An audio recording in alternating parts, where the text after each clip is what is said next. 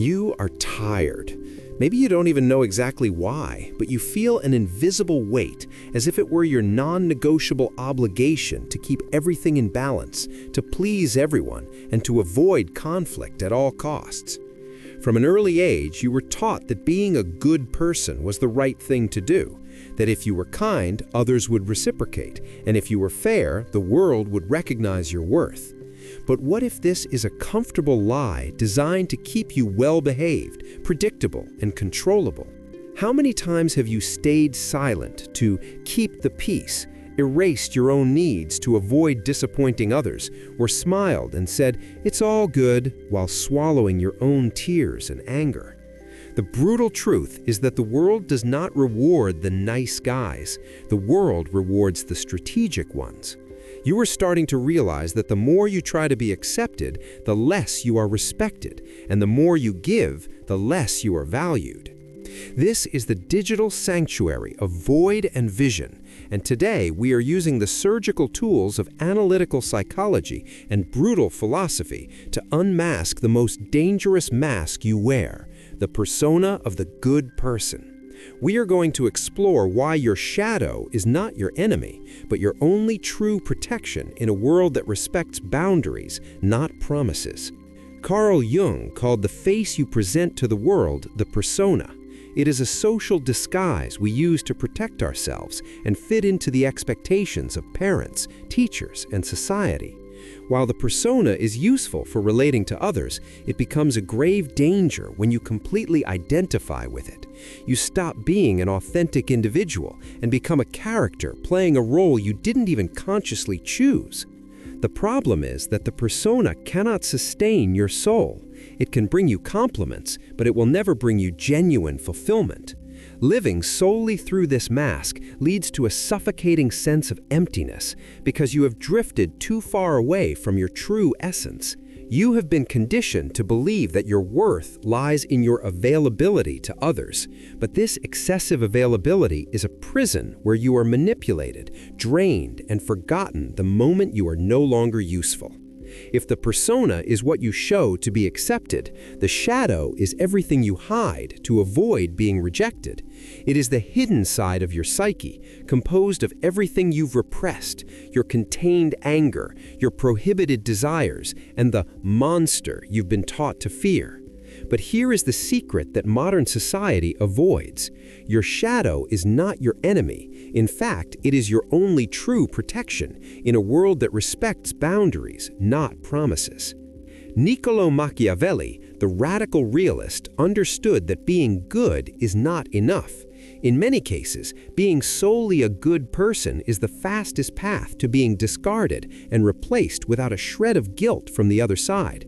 The world is governed by utility and power. Machiavelli famously wrote that it is better to be feared than loved if you cannot be both. This does not mean becoming a tyrant. It means understanding that the human mind respects boundaries, not promises. When you are too nice, you do not convey security, you convey permission. And where there is too much permission, abuse is born. To survive, you must use the nature of the animal. You must be a fox to recognize traps and a lion to terrify wolves. Your kindness needs a sword and a shield, otherwise it is just fresh meat in the middle of a jungle of predators. Friedrich Nietzsche identified your obsession with being a good person as slave morality. This is a set of values created by the weak to defend themselves against the strong, elevating submission, humility, and passivity to the status of virtues. You have been conditioned to associate confrontation with evil and submission with goodness, but this is a psychological pattern that traps you. Your virtue is often just disguised fear, fear of losing approval, fear of confrontation, or fear of being seen as difficult. When you stay silent in the face of disrespect, you are not being superior, you are feeding the poison of resentment within your soul. Nietzsche challenges you to move from being a camel, the spirit that carries others' burdens, to a lion, the spirit that says no to external impositions, so that you can finally become the child, the spirit that creates its own values. True strength is not smiling all the time. It is enduring the unbearable and coming out even more dangerous to the system that tried to domesticate you. Discipline and protection are not about willpower, they are about internal war. You must learn to govern your mind like a prince governs his army, or you will be crushed by your own weaknesses. Your mind is a battlefield, and an undisciplined mind is more dangerous to itself than any external enemy. To protect your soul, you must build an internal fortress where luck has no power and chaos finds no gaps. Constant vigilance is your armor. You must learn to emotionally distance yourself from situations without losing empathy, noticing when someone is pulling your emotional strings and pausing before you react. To become psychologically inaccessible to toxic people, you do not need to build physical walls, you need psychic integrity. Toxic people are emotional predators who smell your unintegrated wounds. They target those who need approval or validation. When you integrate your shadow, you stop projecting your wounds onto others, and you become a hard, smooth stone where emotional predators find no place to sink their claws. This is the process of individuation, the brutal, intense journey of becoming a whole human being. It is the collapse of the ego and the breaking of the lies you built to survive. Healing is not the absence of pain, it is the transformation of pain into awareness. You must have the courage to cross your internal hell with your eyes wide open. As Jung stated, no tree can grow to heaven unless its roots reach down to hell. The most powerful gesture of self-love you can perform is saying no.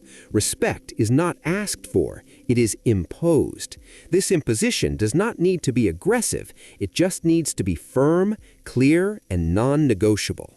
When you stop explaining yourself, everything changes.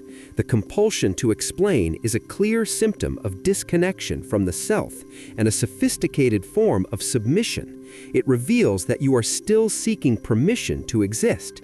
Reclaim your internal authority. Move the center of gravity of your psyche from the periphery of external approval back to the center of the self. When you stop trying to convince others of your worth, your integrity gains weight and presence. You stop being a puppet and start acting as the author of your own story. Viktor Frankl taught us that man is capable of enduring any how as long as he has a why. If you feel unmotivated or broken, it's not because you are lazy, it's because you are acting without purpose. You have exhausted your energy trying to adapt to a life that doesn't represent you. The anxiety you feel is not a failure. It's your soul telling you that this life is not yours. You are not antisocial. You are awake enough to realize the whole structure of modern performance is corrupt.